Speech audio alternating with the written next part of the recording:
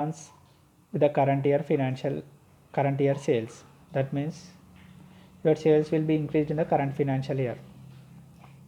Understood? No. Take example, 2 lakhs advance you have received. 2 lakhs advance you have received in respect of service, particular service. 2 lakhs advance you received. Whether it is constitutes a supply? Yes, obviously yes, constitutes a supply, because time of supply in case of services, receipt or due date for issuance of invoice, whichever is earlier, right? So 2 lakhs you will treat it as a supply and you will pay GST. Say for the financial year 2021. But whether it constitutes turnover as per financials, as per accounting standards, no, because it is an advance. So it is not included in 5A, isn't it? This is the advance, unadjusted advance at the beginning of the financial year. Understood? For example, you take this advance you received in March 2020, you are auditing for 2021. This is the unadjusted advance at the beginning of the financial year. Oh, no.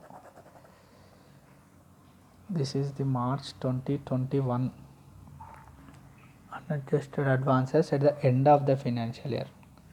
5C deals with unadjusted advances at the end of the financial year. You have paid GST but not included in 5A, so you have added. But there may be unadjusted advances at the beginning of the financial year also. Beginning of the financial year means, in particular case, you have disclosed in 2021 at the end of the financial year. That is not treated as turnover, but as per GST you treated as turnover. But when comes to financial year 21-22, it constitutes your turnover as per financials, but you are not paid GST because you have discharged the GST liability in the previous financial year 2021 also, 2021 only. When it is not reflected in GST returns, it will not populate to annual return. Understood? When it is not disclosed in GST returns, it will not, however, be disclosed in annual return, GSTR ones. So to match with the turnover as per financial records and the annual return, what you need to do? You need to reduce. Because already you paid GST in the previous financial year for this particular advance. Advance at the end of the financial year, beginning of the financial year. You have paid GST for this advance in the previous financial year itself. Understood? Then why you will pay again GST on this particular advance in the current financial year? That means year supply. Obviously no. So you need to reduce. Understood? This is 5I. Now 5J. 5J is all about credit notes accounted for in the audited financial statements.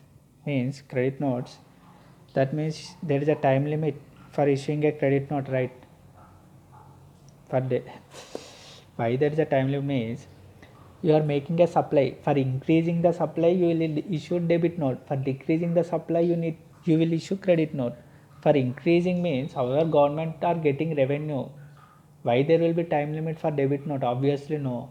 But when it comes to credit note, you are reducing your GST liability, so there is a time limit. When government loses revenue, there will be time limit. When government gains revenue, there will be no time limit for that. Understood? So credit note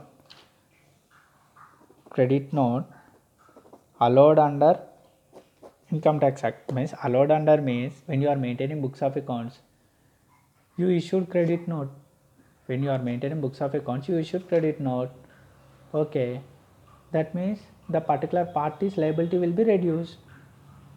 When you issue credit note, obviously your sales will get decreased, but that credit note is not permissible under GST. When you issue a credit note,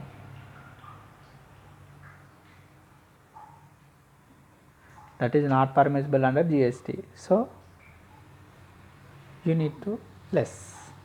Understood? Next thing is 5K.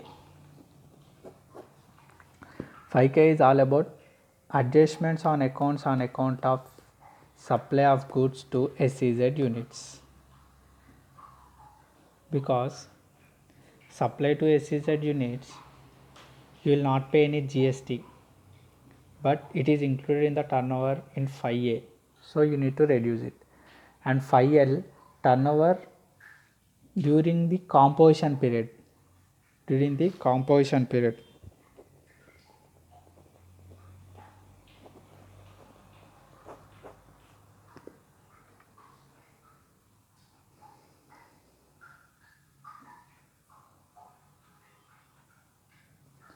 So turnover when you have in the period of composition,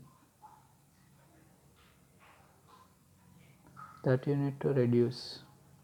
Here there is no value addition for including this table number 5K, because when there is an option for opting for composition scheme at the beginning of the financial year, isn't it? There is an option for opting for composition scheme is before beginning of the financial year only you need to opt for composition scheme. Then for the entire financial year you will be either under composition scheme or under normal scheme, under regular scheme. But in particular situation, there is no value addition for this table number 5K, because you have an option to opt for a composition scheme either at the beginning of the financial year. That means before commencement of the financial year. That means for the entire financial year you will be under composition scheme or under regular scheme. Then why there will be a chance of reducing this turnover in composition scheme nowadays? This has no value addition. This has no value addition. Now adjustments in turnover as per valuation rules. As per valuation rules, you will make some additions or deletions, right? Under section 15. That if you add, you need to add. If you reduce, you need to reduce. Next, there will be foreign exchange gain. That also. That means when you, as per books of accounts, what you will take RBI reference rate. As per GST, what you need to take CBC notified rate. So there will be differences, right? At recording of the transaction, you will take RBI reference rate when comes to maintaining financial accounts. But when comes to GST, you will take CBEC notified rate. There may be differences actually at the time of recording of the transaction or the pay discharging your GST liability, that you need to whether it increases your GST liability, then you need to add. When it decreases your GST liability, then you need to reduce. Then point number 5O.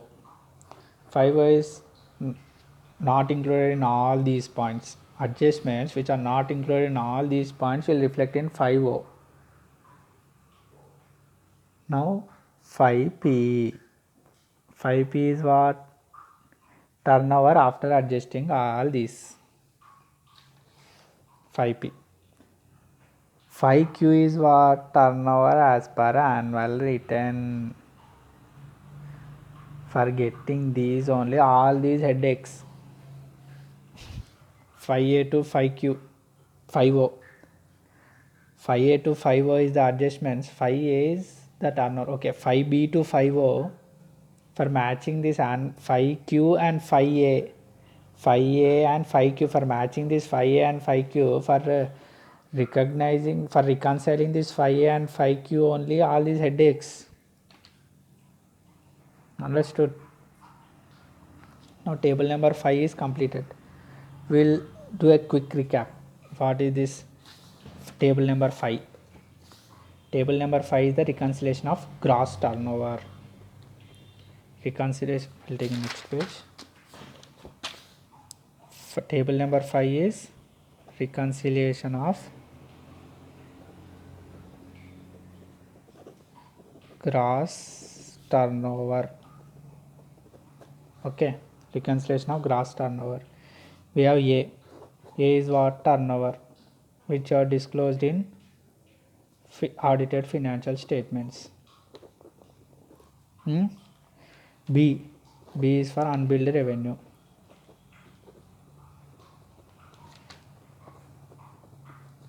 At the beginning of the financial year. That means you are not billed in the previous year. At the beginning, now you are billing. Unbilled revenue at the beginning of the financial year. That means in previous year you booked it as a revenue.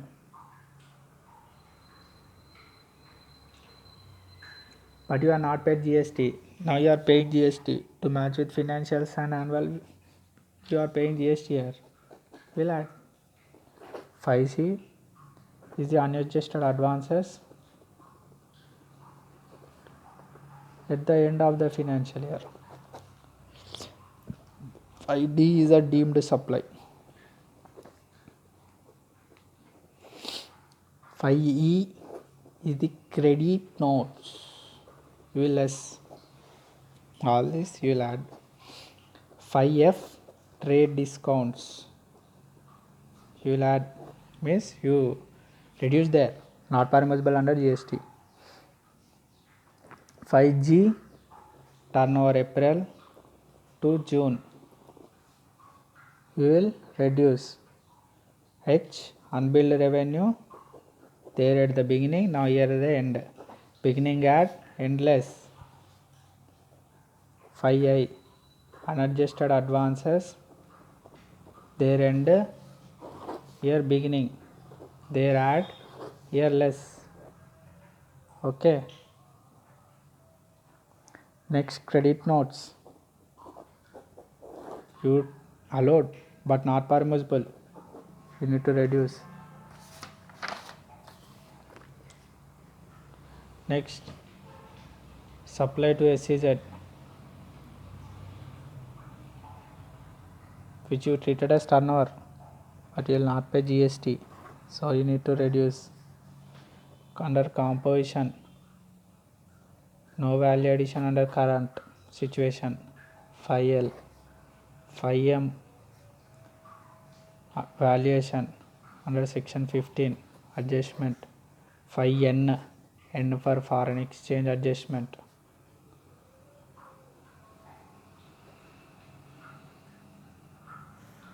5O, other than these any adjustment is there. 5O. 5P, after adjusting all these you will get 5P. 5Q is the turnover as per annual return. Okay, turnover as per annual return. Now 5R is the unreconciled turnover. Whether there is any difference between these two, after adjusting all this you will get this. That is the unreconciled turnover, and you need to state differences. You need to state reasons in table number 6 for this, for what why this unreconciled turnover is kept. That is this unreconciled turnover. Sir, can you explain me one case of this unreconciled turnover? Take an example of, you are disclosing your outward supplies, that means taxable value, but there may be case where the assessee taxpayer follows inclusive basis.